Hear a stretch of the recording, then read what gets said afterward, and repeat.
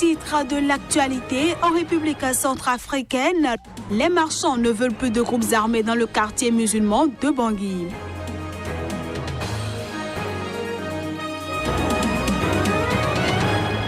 Lors d'une opération en Méditerranée, SOS Méditerranée et Médecins sans frontières ont annoncé ce week-end qu'ils sont parvenus à sauver 83 migrants.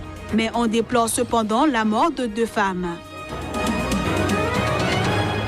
Et puis, alors que la Cour constitutionnelle interdit la cérémonie, la session d'investiture à la présidence de la Catalogne du chef de file indépendantiste Carles Puigdemont a été ajournée. Voilà ainsi présenté l'ossature de cette édition. À toutes et à tous, bonjour et bienvenue. Le président zimbabwéen est de retour à Harare et ce, après ses voyages à Davos et en Éthiopie où il a assisté au sommet de l'Union africaine. À son arrivée dans la capitale, Emmerson Mnangagwa a déclaré que la délégation zimbabwéenne a été très bien reçue au Forum économique mondial. On le suit. À Davos, nous avons été très bien reçus. En fait, toutes les délégations qui se sont rendues à Davos se sont alignées pour rencontrer la délégation zimbabwéenne.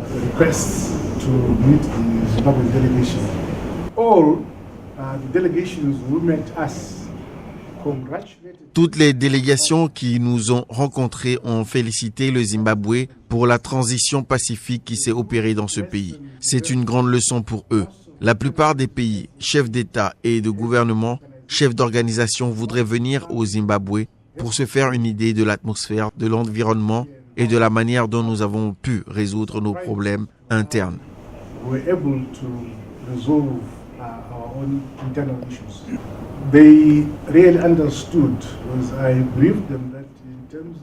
Ils ont vraiment compris parce que je leur ai dit qu'en vertu de notre constitution, nous organisions des élections générales constitutionnelles tous les 5 ans et que nos prochaines élections générales auront lieu cette année, au 2e semestre de cette année, et que nous allons nous conformer à cette exigence constitutionnelle.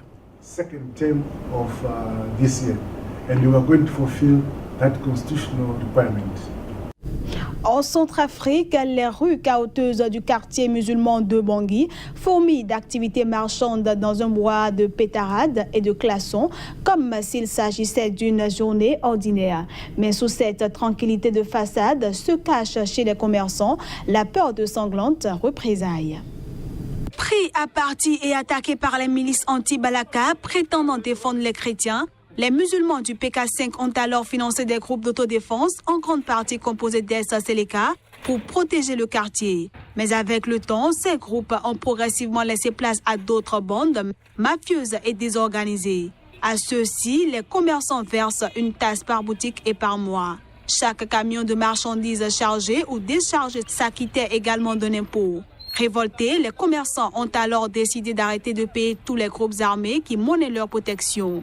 Ce qui a amené un des chefs des groupes d'autodéfense du quartier, Nimeri Mata Yamous, alias Force, à leur lancer un ultimatum qui a expiré le 25 janvier dernier. Ici, dans cette dépôt, j'ai perdu 315 sacs d'arachides, en plus les haricots et le riz. Et en ce moment, nous sommes déjà en faillite. Il n'y a rien pour se débrouiller avec, mais on ne sait jamais.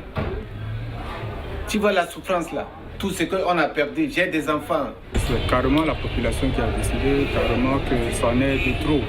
Parce qu'auparavant, c'était tout simplement des aides qu'on donnait pour que les autodéfenses puissent avoir quelque chose de subsistance. Parce qu'au moment des crises, on devait se défendre. Là, l'autodéfense avait son sens. Mais après, c'est devenu une sorte de raquette et de rançonnage. Pour l'instant, les habitants sont rassurés par le défilé inhabituel de véhicules blindés de la mission de l'ONU en Centrafrique qui cheminent dans les ruelles étriquées du PK5. On appelle au gouvernement de prendre sa responsabilité. La MINUSCA nous a prêté main forte en augmentant le nombre de patrouilles dans le secteur. En décembre dernier, un affrontement entre groupes armés avait fait 7 morts. Au Kenya, l'opposant Raila Odinga a prêté serment ce mardi comme président du peuple. Et ce, malgré sa défaite électorale en 2017. Mais selon certains analystes, les conséquences de ce geste sont incertaines. Pourtant, les autorités avaient averti qu'une telle investiture pourrait constituer un acte de trahison. Mais l'opposant historique Raila Odinga n'en a apparemment rien à faire. C'est devant des milliers de partisans en délire, rassemblés dans le centre de Nairobi, qu'il a prêté serment, Bible en main, lors d'une courte cérémonie. L'assistance était dans l'euphorie. Au moins maintenant, nous avons une voix à suivre parce que le gouvernement est représenté par Raila et Uhuru Kenyatta. Nous avons besoin d'un dialogue. Nous voulons que le Kenya soit divisé en deux parce que nous savons que nous ne pouvons pas avoir Uhuru Kenyatta d'un côté et Raila de l'autre. L'économie du Kenya, ce n'est pas ce que nous avons aujourd'hui. Il faut que Raila Odinga soit notre président, comme il a juré aujourd'hui. Le procureur général Jitu Mwinge avait averti le mois dernier que toute investiture équivaudrait à un acte de trahison, soulevant la possibilité d'une arrestation à haut risque de Odinga. Les conséquences de l'investiture de Raila sont toutefois peu claires, car l'opposant n'a pas prononcé le même serment que celui prévu par la Constitution pour l'investiture du chef de l'État. Raila Odinga s'est par exemple proclamé président du peuple et non président. Ce journal se poursuit. SOS Méditerranée et Médecins sans frontières ont fait le point de la situation. Le week-end écoulé des migrants en Méditerranée. 2 femmes sont mortes et de nombreuses personnes sont portées disparues et présumées noyées. Les images. Les 2 ONG sont parvenues à sauver 83 migrants lors d'une opération en Méditerranée. Mais les corps de 2 femmes ont été repêchés et de nombreuses personnes sont portées disparues. Samedi était une journée tragique en Méditerranée.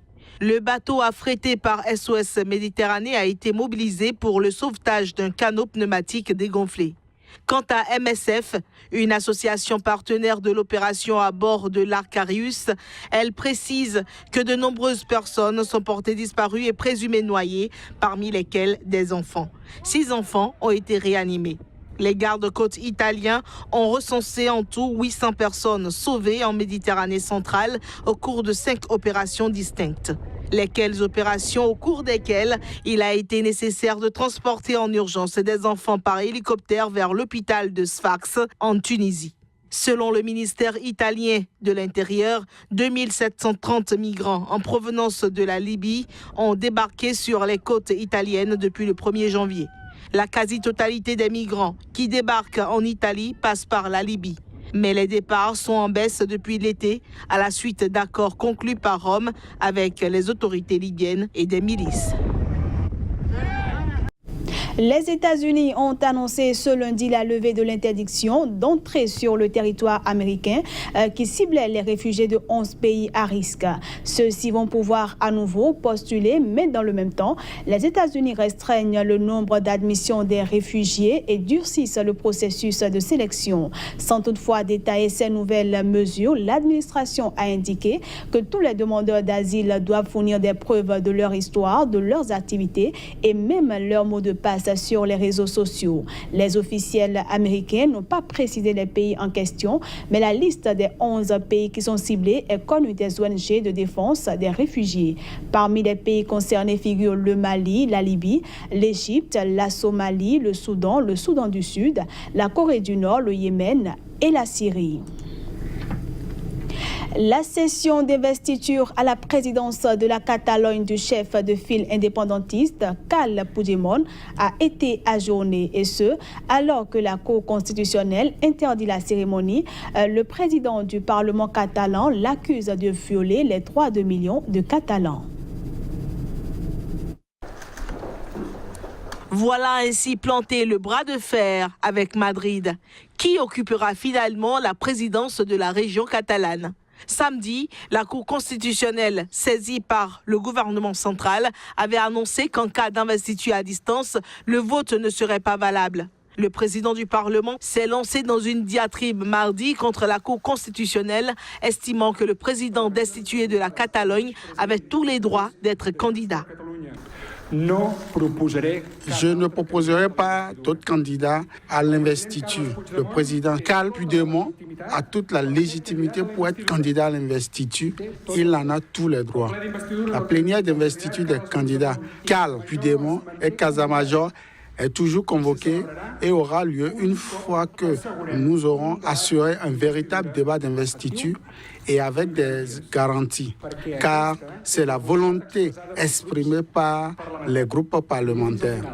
J'irai jusqu'au bout pour défendre le droit du président Puigdemont d'assister à un débat d'investiture avec toutes les garanties.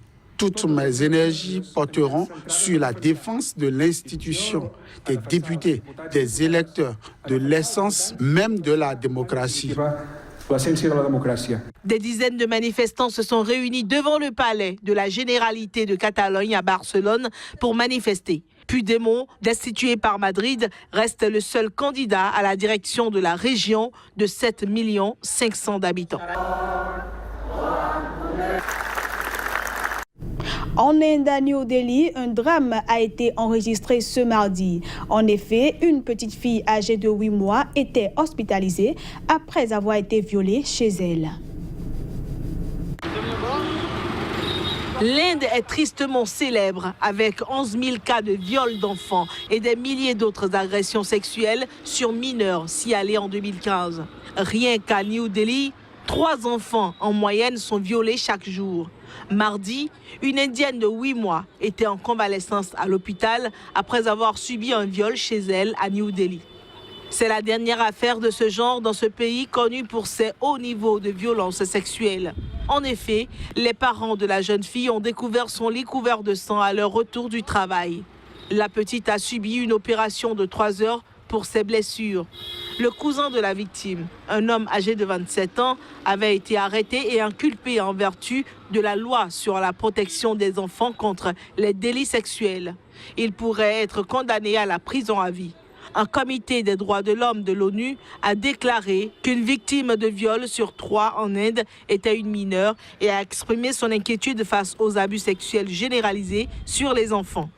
Près de 11 000 cas de viol d'enfants ont été signalés en Inde en 2015, selon les derniers chiffres du Bureau national des archives criminelles. Il a déclaré que 3 enfants ont été violés chaque jour à New Delhi seulement. La ville, connue sous le nom de la capitale indienne du viol, a fait les gros titres en 2012 pour le viol collectif d'une jeune étudiante. Une note de sport pour finir cette édition. Le feuilleton Pierre-Emerick Aubameyang est enfin terminé. Le buteur gabonais de Dortmund a officiellement rejoint Arsenal ce mercredi et ce, au dernier jour d'un mercato d'hiver qui attend encore quelques opérations spectaculaires. L'information a été confirmée dans un communiqué par Arsenal qui n'a toutefois pas donné de détails. Celui qui a fait le bonheur du Borussia Dortmund pendant 5 saisons a été vendu pour 63 millions d'euros selon la presse. Une dépense record pour les Gunners qui n'ont pas communiqué sur le montant comme à leur habitude. Par ailleurs, l'arrivée d'Aubameyang pousse toutefois vers la sortie Olivier Giroud qui avait rallié Londres en 2012. Et voilà, mesdames, messieurs, ce sera tout pour cette édition. Merci à tous de l'avoir suivi et à bientôt.